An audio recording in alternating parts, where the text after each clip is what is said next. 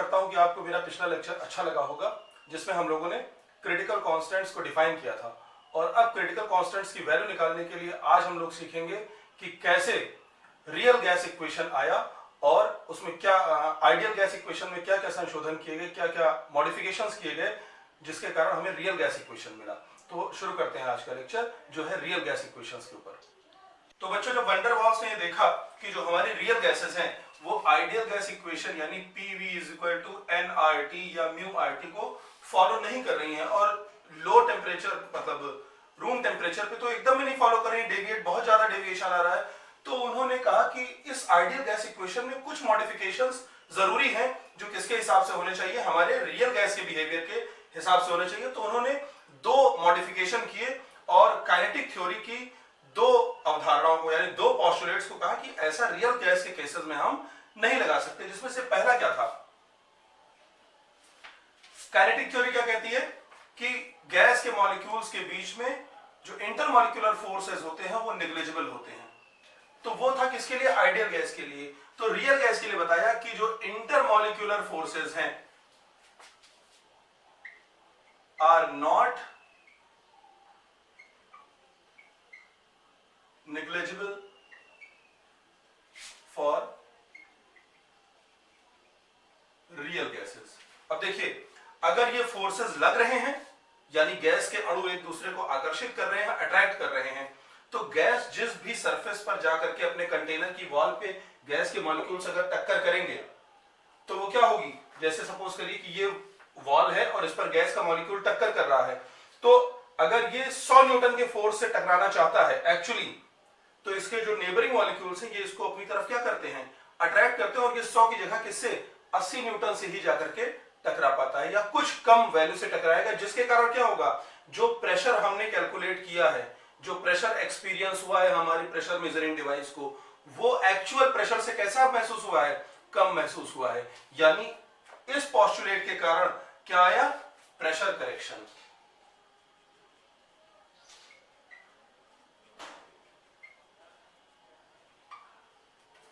इसका मतलब कि हमें अपने इस इक्वेशन में इस प्रेशर को करेक्ट करना पड़ेगा।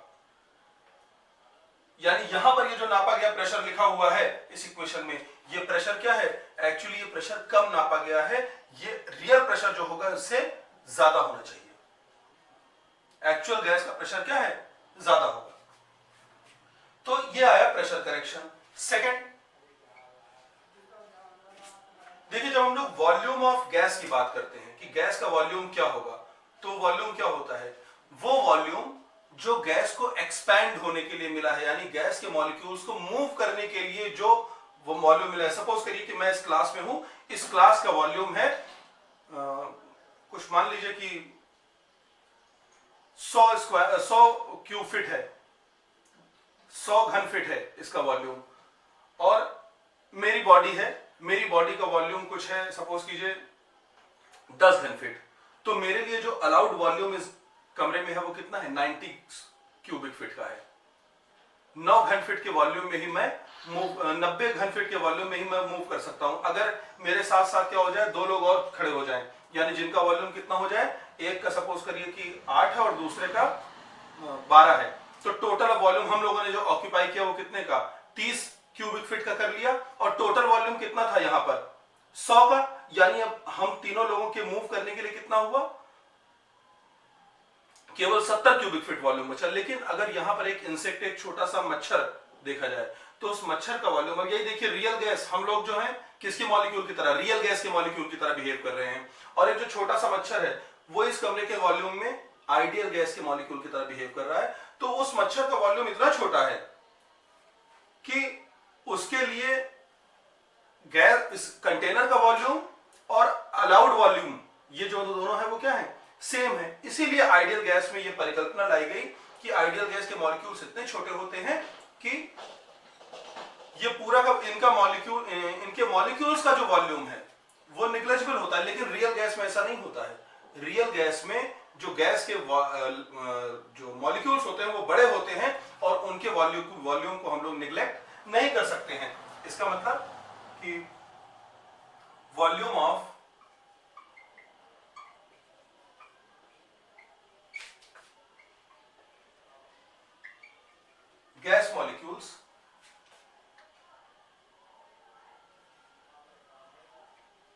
Can not be negligible. तो इससे क्या हुआ, यानी ये सही वॉल्यूम नहीं लिखा हुआ है, ये वॉल्यूम ज्यादा लिखा हुआ है, क्योंकि यहां पे तो पार्टिकल्स को क्या माना गया है, जीरो, मतलब उनके वॉल्यूम को नेग्लिजिबल माना गया है, लेकिन यहां पर तो वॉल्यूम नेग्लिजिबल है नहीं, यानी जितना वॉल्यूम हमने लिखा है उससे कम ही वॉल्यूम क्या है, अवेलेबल है गैस को, रियल गैस के वॉल्यूम मॉलिक्यूल्स को मूव करने के लिए। तो इससे क्या हुआ कि वॉल्यूम करेक्शन आया।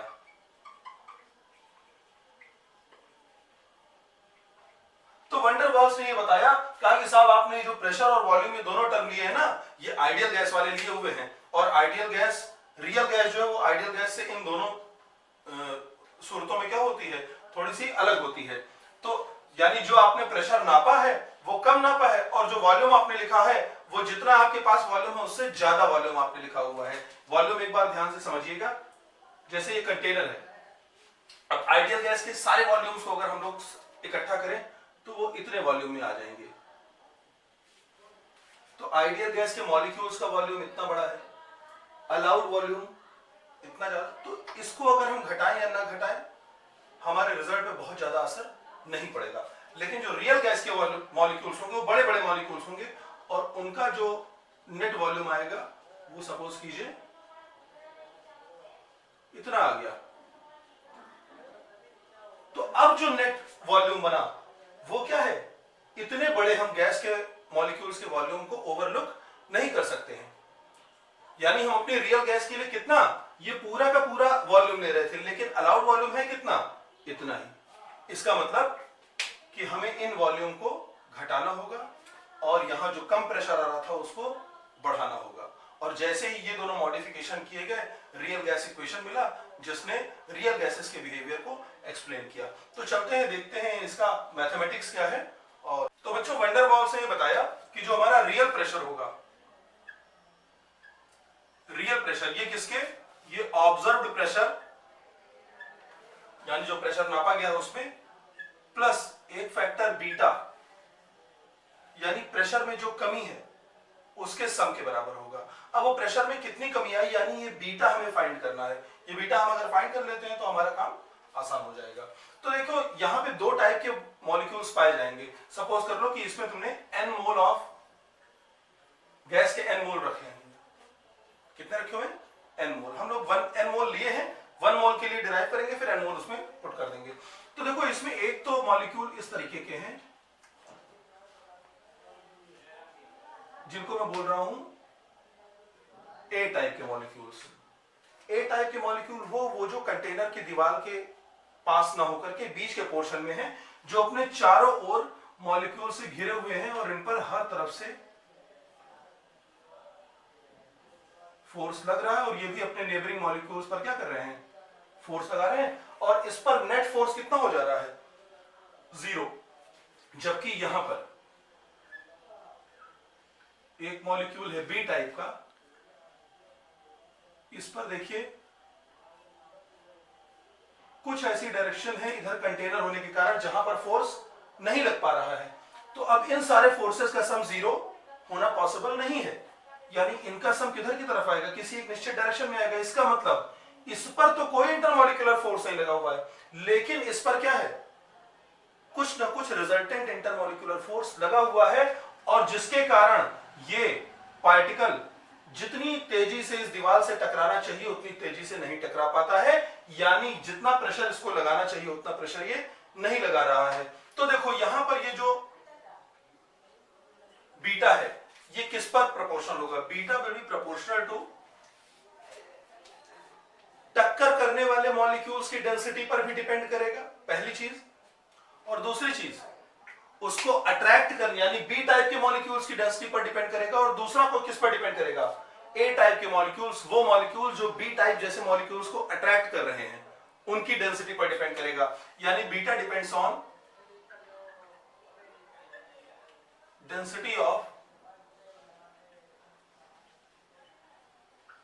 ए type molecules and beta depends on density of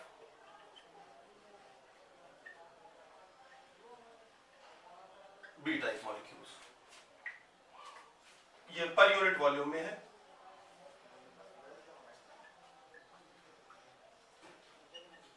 पर unit volume, per unit volume. ठीक है, तो अब देखो ये बी टाइप वाले अणुओं की संख्या क्या हो जाएगी। अगर सपोज करें कि इसमें 1000 मॉलिक्यूल्स हैं, एक मैंने नंबर ले लिया कि 1000 मॉलिक्यूल्स हैं, तो बी टाइप के कितने मॉलिक्यूल्स हो सकते हैं। सीधी सी बात है, कोई भी मॉलिक्यूल्स कभी भी बी टाइप वाले मॉलिक्यूल की तरह बिहेव कर सकता है। कोई भी मॉलिक्यूल कभी भी बी टाइप वाले मॉलिक्यूल की तरह बिहेव कर सकता है। वही मॉलिक्यूल जो भी बी टाइप की तरह बिहेव कर रहा है, ये फ्रैक्शन ऑफ सेकंड के बाद यहां पर हो सकता है और वो ए टाइप के मॉलिक्यूल्स की तरह, यानी कोई भी मॉलिक्यूल कभी ए टाइप की तरह बिहेव कर सकता है और कभी बी टाइप की तरह बिहेव कर सकता है। तो अगर हमारे इस वी वॉल्यूम में,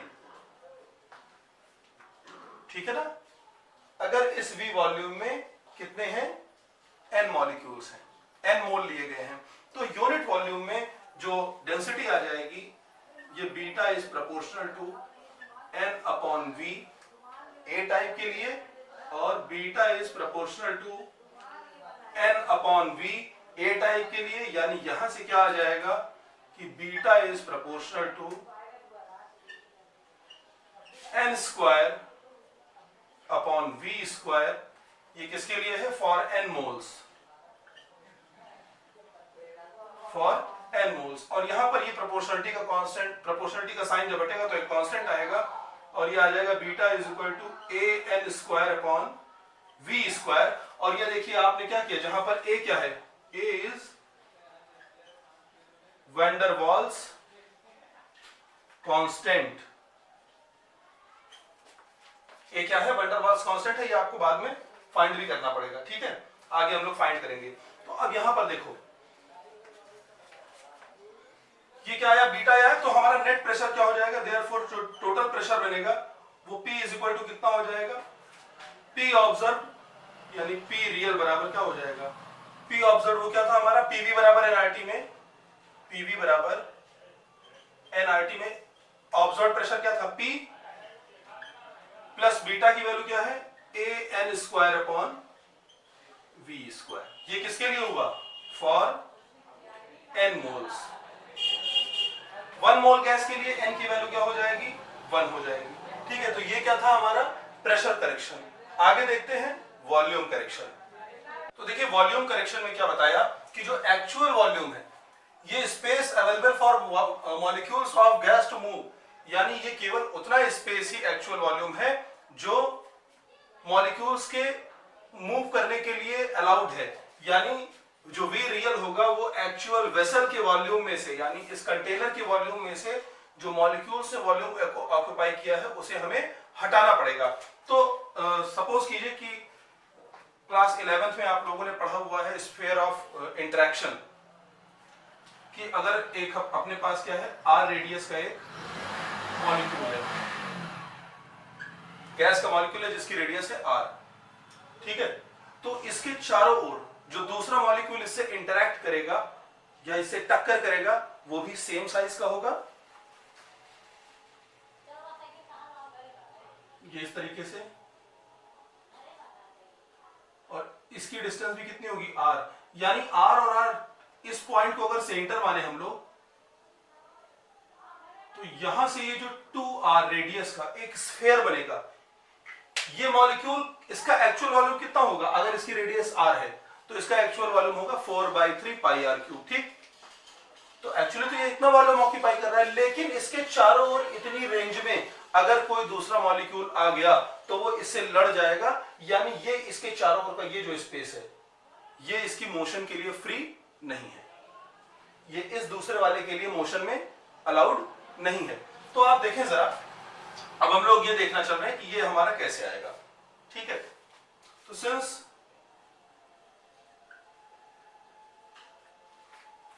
volume of a molecule is equal to 4/3 πr³। ठीक, एंड वॉल्यूम ऑफ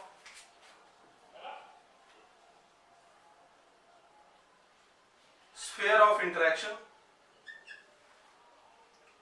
जो इसके आकर्षण का गोला होगा उसका वॉल्यूम कितना होगा, तो ये 2r रेडियस का गोला होगा, ये हो जाएगा 4/3 पाई इंटू 2r का क्यूब करेंगे तो 8r क्यूब, या इसको मैं लिख दूं 8x, जहां पर x की वैल्यू कितनी है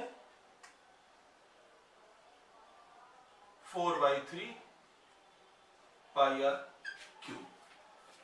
अब सपोज कीजिए कि हम अपने पास में कुछ m नंबर ऑफ मॉलिक्यूल्स हैं। कितने मॉलिक्यूल्स हैं, m मॉलिक्यूल्स हैं, और m मॉलिक्यूल्स को एक एक करके इस कंटेनर में हम लोग भर रहे हैं, एक एक करके कंटेनर में क्या कर रहे हैं, भर रहे हैं। तो देखते हैं कि किस तरीके से हमें वॉल्यूम मिलता है। तो if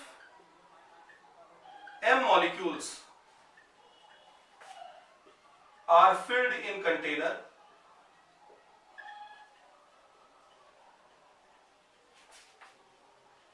one by one, then जो पहला मॉलिक्यूल आप डालेंगे, फर्स्ट मॉलिक्यूल जब आप डालेंगे तो पहले तो अंदर कोई मॉलिक्यूल है नहीं, उसके मूव करने के लिए पूरा स्पेस है, पूरे स्पेस में वो मूव कर सकता है, यानी उसके लिए अवेलेबल स्पेस क्या हो जाएगा, volume of container V। Therefore space available for first molecule, ये हो जाएगा V। कितना, V वॉल्यूम। अब इसके अंदर एक मॉलिक्यूल आ चुका है, और ये एक मॉलिक्यूल अपने इस 8x के मॉलिक्यूल में 8x वॉल्यूम में कोई दूसरा मॉलिक्यूल घुसने नहीं देगा, ठीक है ना। तो अब देखते हैं कि second molecule, now space available for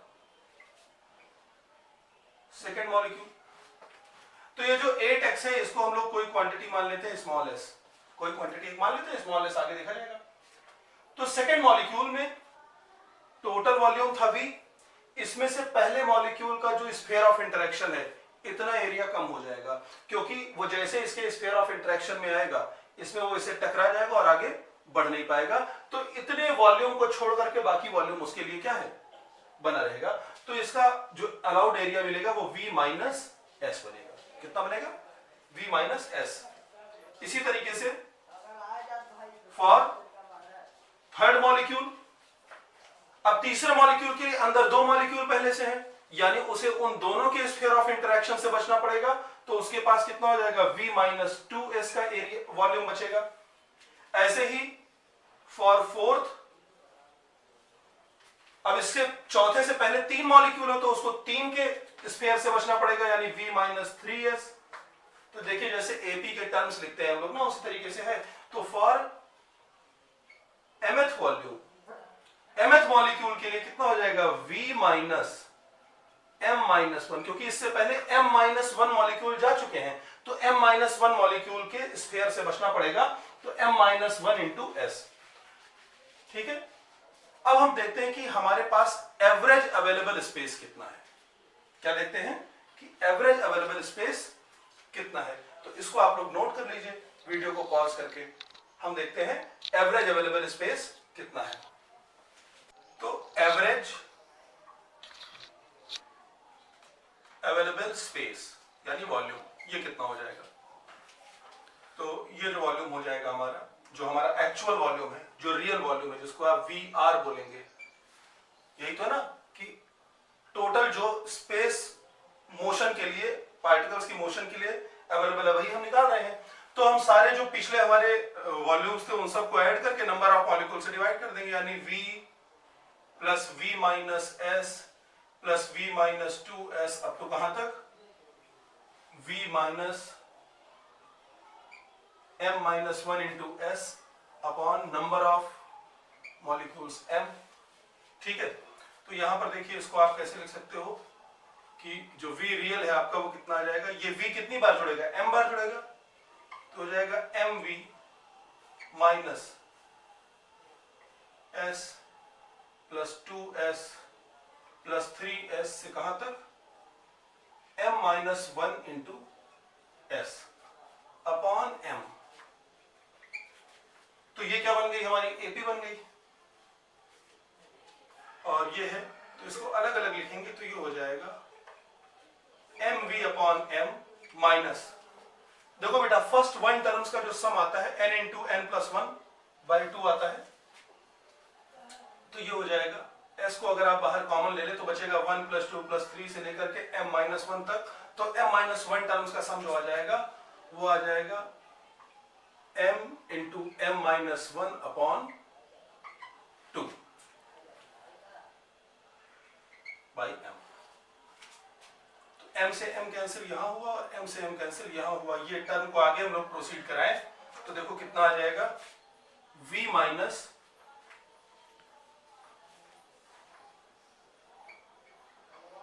sm upon 2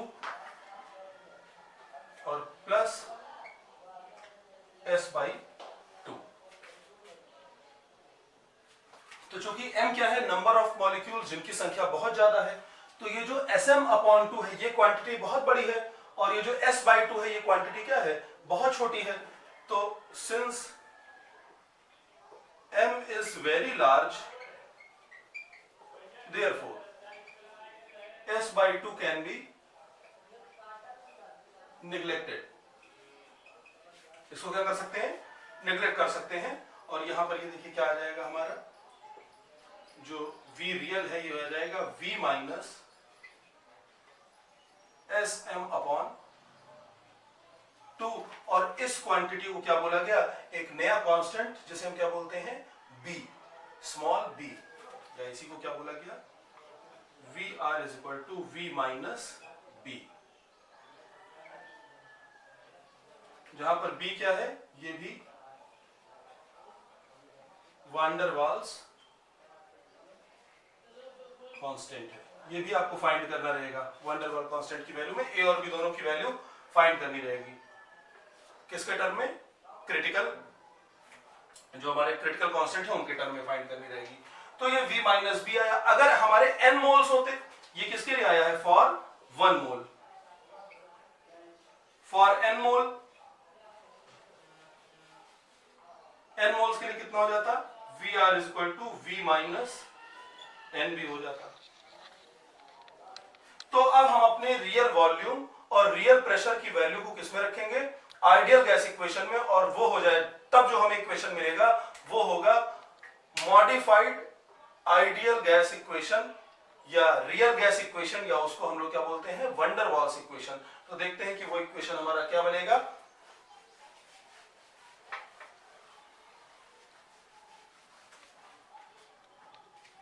तो ये इक्वेशन हमारा जो बना क्या था, PV is equal to nRT, ये था ना। तो हमारा जो इक्वेशन बनेगा ये बनेगा P minus A upon V square into V minus B is equal to RT। ये किसके लिए बना, फॉर 1 मोल,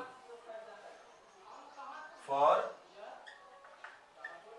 1 मोल, और P minus n square A upon V square into V minus NB is equal to nRT।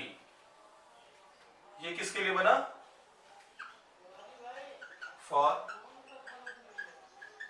n moles.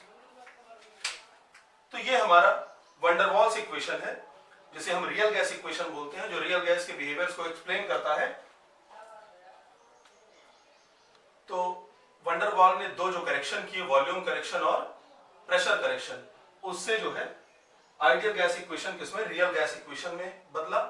तो मैं उम्मीद करता हूं कि ये लेक्चर आपको समझ में भी आया होगा और पसंद भी आएगा, और अगले लेक्चर में हम लोग क्रिटिकल कांस्टेंट्स की वैल्यू निकालेंगे, उनके बीच रिलेशन सीखेंगे और वैन डर वाल्स कांस्टेंट की वैल्यू